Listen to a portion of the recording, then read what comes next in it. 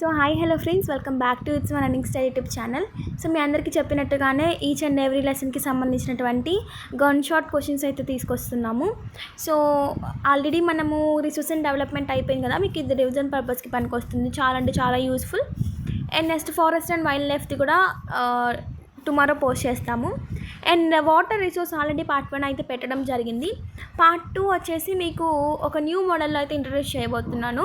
Text book base కాదు, part 2లో ఎక్కువ క్వశ్చన్స్ ఆన్సర్ మోడల్లో ఉంటాయి అన్నమాట.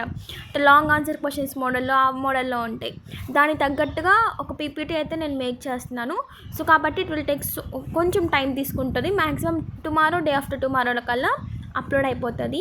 సో ఈరోజు రిసోర్స్ అండ్ డెవలప్మెంట్లో గన్ షాట్ క్వశ్చన్స్ చూద్దాము. ఇంపార్టెంట్ క్వశ్చన్స్, అసలుకి ఇలాంటి క్వశ్చన్స్ నేర్చుకున్నా సరిపోతుంది అన్నట్టుగా ఉంటుంది. బట్ కానీ వీఆర్ ద స్టూడెంట్స్ కాబట్టి we need to learn anything from text book అంతే. సో టెక్స్ట్ బుక్ ఎలా ఉండాలంటే చదివేయాలన్నమాట, లైన్ టు లైన్ చదివేసి ఉండాలి. అంటే టెక్స్ట్ బుక్ చదివితే మిమ్మల్ని ఇంకెవరు ఆపలేరు అన్నట్టుగా. అదే రిసోర్స్ ఏమన్నా మనం వేరే ఏమన్నా రిసోర్సెస్ కానీ యూజ్ చేస్తున్నట్టయితే కొంచెం డౌటే. ఎందుకు చెప్తున్నానంటే టెక్స్ట్ బుక్ మించింది ఏది లేదు.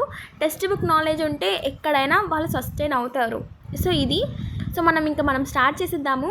సో గన్ షాట్ అంటున్నాను కదా, మీకు ఒకవేళ క్వశ్చన్ ఆన్సర్స్ చదవంగానే అర్థమవుతుందంటే జస్ట్ చదివేసి మీరు స్కిప్ చేసుకుంటూ వెళ్ళిపోవచ్చు. No objection over there. So కాకపోతే మీరు ఏంటంటే నీట్గా మీ టైంని యూజ్ చేసుకొని గుడ్ మార్క్స్ తెచ్చుకోవడానికి ప్రయత్నించండి. పేపర్ ప్యాటర్న్ కూడా మారింది అంటున్నారు కదా, దాని తగ్గట్టుగా చదువుకోండి. సో నేను చెప్పాల్సింది ఏంటంటే ఇక్కడ నేను ఎక్స్ప్లెయిన్ చేస్తాను ఈచ్ అండ్ ఎవరీ క్వశ్చన్ కూడా. సో కాబట్టి మీకు ఎక్స్ప్లెయినేషన్ అవసరం లేదు, చదవగానే అర్థమవుతుందంటే you can go with that. లేదు మాకు ఎక్స్ప్లెనేషన్ కావాలంటే ఐఎమ్ హియర్. సో మీరు ఎవరు బాధపడాల్సిన అవసరం లేదు. So let's start our video now. So what is a resource? So resource అంటే ఏంటో మనం ఆల్రెడీ తెలుసు. అసలుకి ఫస్ట్ దీంతోనే స్టార్ట్ చేసాం కదా మనం. రిసోర్స్ అంటే ఏంటి అంటే anything which can be used to satisfy our needs.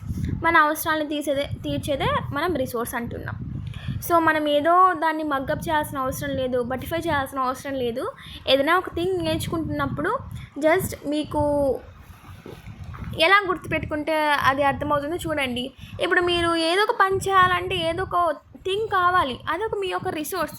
మీరు ఇప్పుడు ఫర్ ఎగ్జాంపుల్ ఫోన్ నేర్చుకుంటున్నారు, something from phone is a resource. అలా అన్నమాట. మీ యొక్క అవసరాన్ని తీరుస్తుంది, మిమ్మల్ని సాటిస్ఫై చేస్తుంది. ఇంకా 1 మార్క్ కింద కాకుండా ఎక్కువ మార్క్ కింద ఇచ్చినట్టయితే ఈ క్వశ్చన్ ఎలా రాయాలంటే anything which can be used to satisfy our needs which is technologically accessible, economically feasible and culturally acceptable term as a resource అని రాయాలి. What are natural resources? Natural resources అంటే ఏంటి? Resources from nature. The resources which are directly come from nature which is known as the natural resource. What are the human made resources అంటే ఏంటి? The resources which are created by the human. So వాటి పేర్లలోనే ఉంటుంది. Chemistry కానివ్వండి, physics తీసుకున్నా, maths తీసుకున్నా, కొన్ని terms చదివినప్పుడు, ఇలా సోషల్ తీసుకున్నా, టర్మ్స్ చదివినప్పుడు ఎలా ఉంటుందంటే వాటిలోనే సగం అర్థమైపోతుంది అనమాట. What are human resources? Human resources అంటే ఏంటి? People and the skill. So మనం ఇప్పుడు హ్యూమన్స్, మనకు కావాల్సిన రిసోర్స్ అన్ని రిసోర్సెస్కి బ్రాండ్ అంబాసిడర్స్ ఎవరంటే మనం, ఎందుకంటే మనమే తయారు చేస్తున్నాం కదా అవన్నీ, అలా అనమాట. సో ఒక పీపుల్ని ఒక మంచి రిసోర్స్గా చేసేది ఏంటో తెలుసా? 2, education and health is very important to contribute for our nation. అలానే ఎడ్యుకేషన్ కూడా ఇంపార్టెంట్. ముందు హెల్త్ ఉంటే ఎడ్యుకేషన్ ఎలా అయినా వస్తుంది, ఎప్పుడైనా వస్తుంది. సో మీరు కూడా మీ 10th క్లాస్లో కరెక్ట్ టైంకి తినండి, కరెక్ట్ టైంకి పడుకోండి, కరెక్ట్గా మీ యొక్క డేని ప్లాన్ చేసుకొని డిసిప్లిన్ వేలో, సరేనా? Name 2 types of resources based on origin మీద ఏమేమి ఉంటాయి? Biotic, abiotic. నేను ఆల్రెడీ ఇక్కడ ఓన్లీ ఆరిజిన్ మీద ఇచ్చాను, ఇంకా ఉన్నాయి కదా మనకి. ఏమున్నాయి? Name 2 types of resources based on exhaustibility, based on ownership, based on status of development. ఇవి కూడా మీరు చూసుకోండి, ఓకేనా? What are the biotic resources? Biotic resources అంటే ఏంటి? The resources which are coming from living things నుండి వచ్చేవన్నీ బయోటిక్ రిసోర్సెస్. ఏవైతే అబయోటిక్ రిసోర్సెస్ అంటే నాన్ లివింగ్ థింగ్స్ నుండి వచ్చేవన్నమాట. 8th క్వశ్చన్ చూడండి, 1 example for Biotique. 9th question చూడండి, 1 ఎగ్జాంపుల్ ఫర్ అబయోటిక్ అడిగారు. బయోటిక్ వచ్చేసి ఫారెస్ట్, అబయోటిక్ వచ్చేసి minerals. Very important, okay? Next చూడండి, what are the renewable resource అంటే ఏంటి? రెన్యూబుల్ రిసోర్సెస్ అంటే replaced naturally. If their stock is completely over అయిపోయింది అనుకోండి, దే కెన్ రీఅక్కర్ అగైన్, న్యాచురల్గానే మళ్ళీ వచ్చేస్తాయి అనమాట. అదే నాన్ రెన్యూబుల్ రిసోర్సెస్ అంటే ఏంటివి, they take millions of years to form that particular thing. Fossil fuels ఉన్నాయి, కోల్, పెట్రోలియం, ఒక్కసారి అయిపోతే it will take million of years. Whereas solar light, sun light, okay, wind energy, ఇలాంటివన్నీ చూసుకుంటే ఏంటంటే అవి renewable resources అనమాట. ఎగ్జాంపుల్ వచ్చేసి coal non రెన్యూబుల్కి, ఎగ్జాంపుల్ వచ్చేసి సోలార్ ఎనర్జీ ఫర్ రెన్యూబుల్ రిసోర్సెస్కి. Next water potential resources.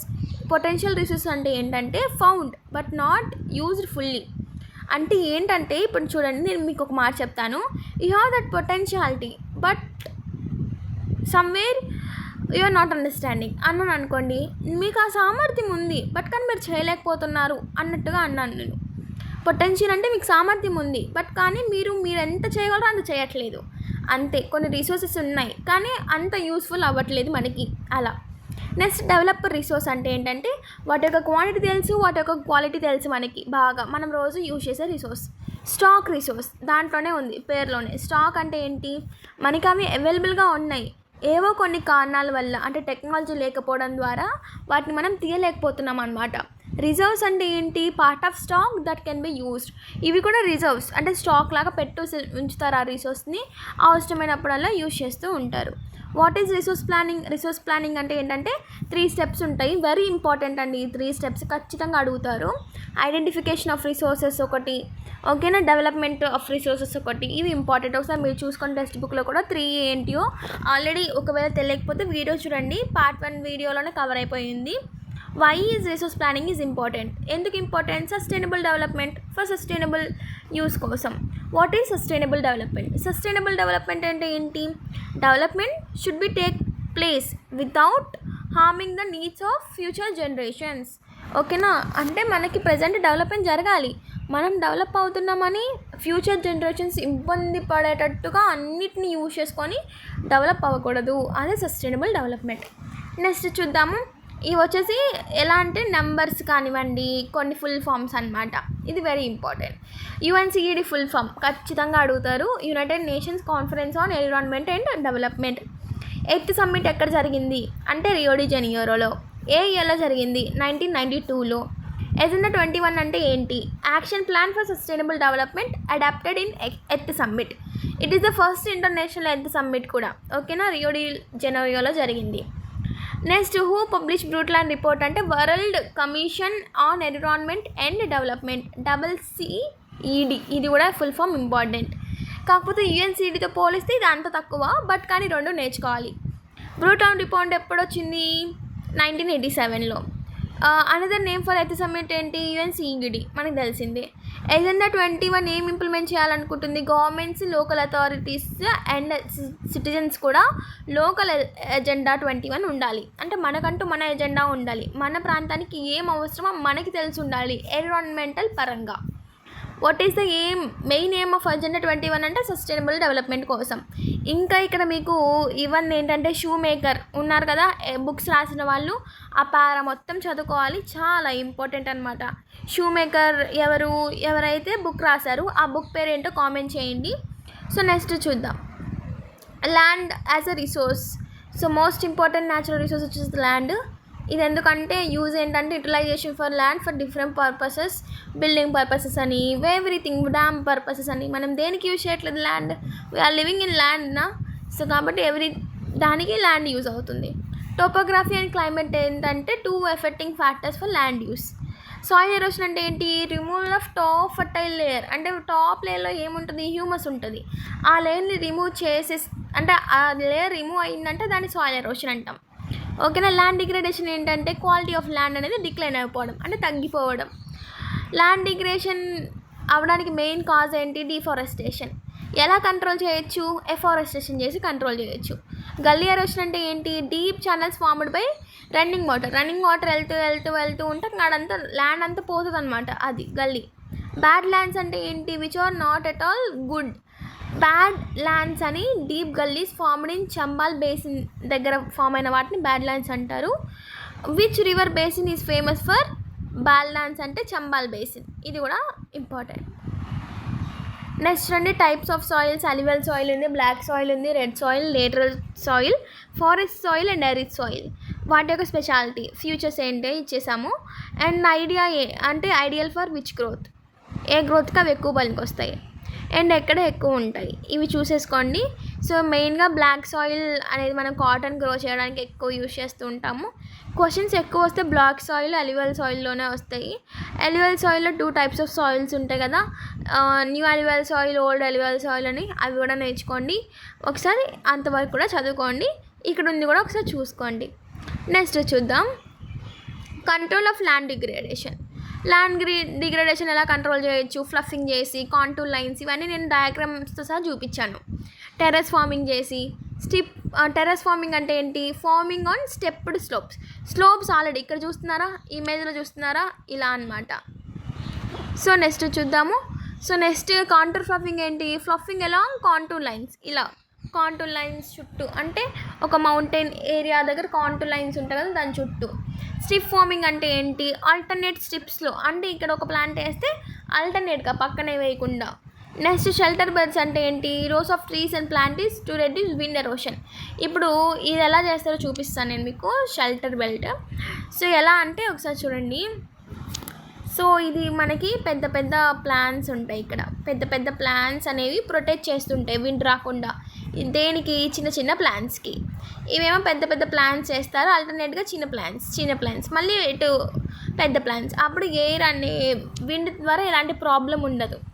Afforestation అంటే ఏంటి, చెట్లను పెంచడం కదా, planting more trees. How can soil erosion be control, ఎలా కంట్రోల్ అవుద్ది, by using contour ploughing, terrace farming, shelter belts and afforestation. Okay next చూద్దాము. కాదర్ అంటే న్యూ అలివల్ సాయిల్, భాంగర్ అంటే old alluvial soil, regur soil అని బ్లాక్ సాయిల్ని పిలుస్తాము. అండ్ ఏంటంటే సిపిసిబి మీకు లేదండి, సెంట్రల్ పొల్యూషన్ కంట్రోల్ బోర్డ్. మీకు ఏమైనా ఆన్సర్ రాయాలనుకుంటే రాసుకోవచ్చు.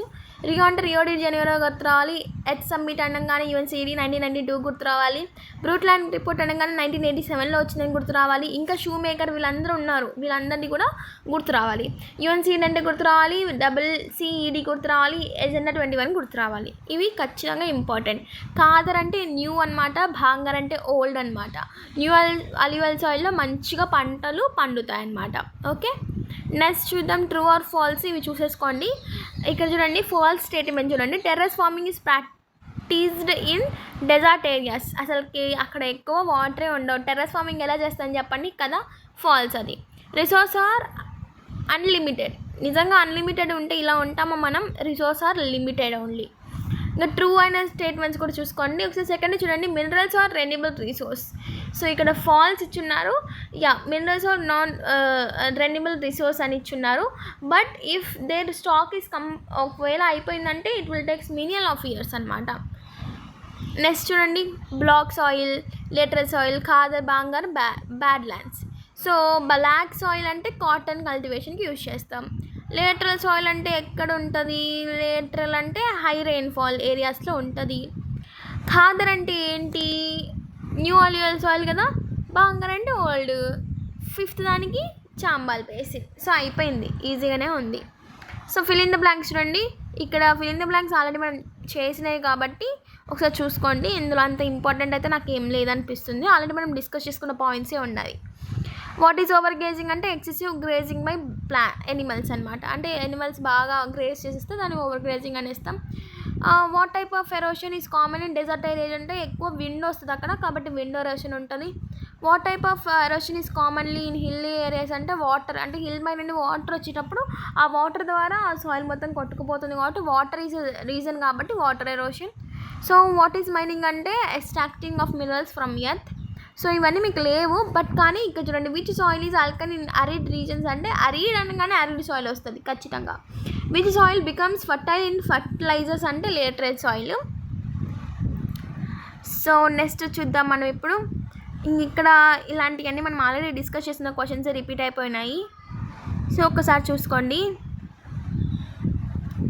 సో ఇప్పుడు మనం ఇంకొన్ని క్వశ్చన్స్ చూద్దాం.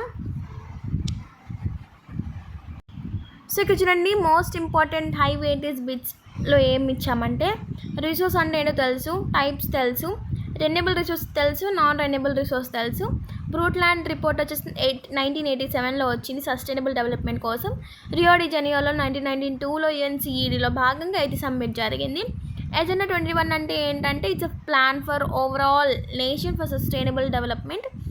చూడండి ఇక్కడ బ్లాక్ సాయిల్ అనేది కాటన్ కోసం, తర్వాత అల్యూవల్ సాయిల్ అంటే మోస్ట్ సూటబుల్ ఫర్ వీట్ అని, మోస్ట్ వైడర్ స్ప్రెడ్ అని.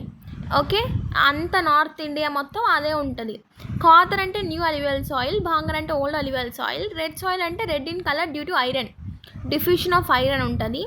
లేటరల్ సాయిల్ అంటే హై రెయిన్ఫాల్ ఏరియాస్లో ఉండేది. ఫారెస్ట్ సాయిల్ వచ్చేసి హిల్లీ రీజన్స్లో ఉంటుంది. ఎరిడ్ సాయిల్ వచ్చేసి అరిడ్ రీజన్స్లో ఉంటుంది.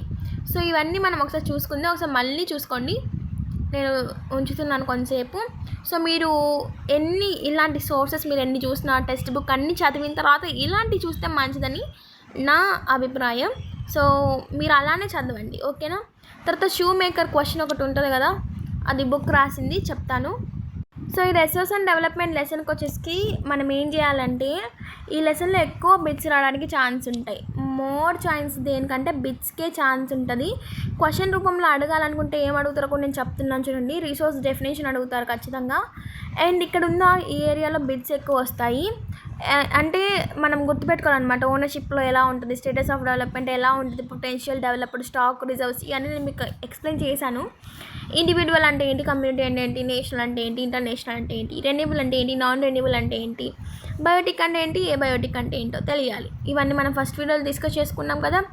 నెక్స్ట్ డెవలప్మెంట్ ఆఫ్ రిసోర్సెస్కి మనం ఏం చేస్తున్నాం అంటే, మనం ఏం చేస్తున్న తప్పుల ద్వారా ఎన్విరాన్మెంట్కి ప్రాబ్లమ్స్ వస్తున్నాయని చెప్పడానికి ఈ 3 పాయింట్స్ కూడా ఒకసారి గుర్తుపెట్టుకోండి.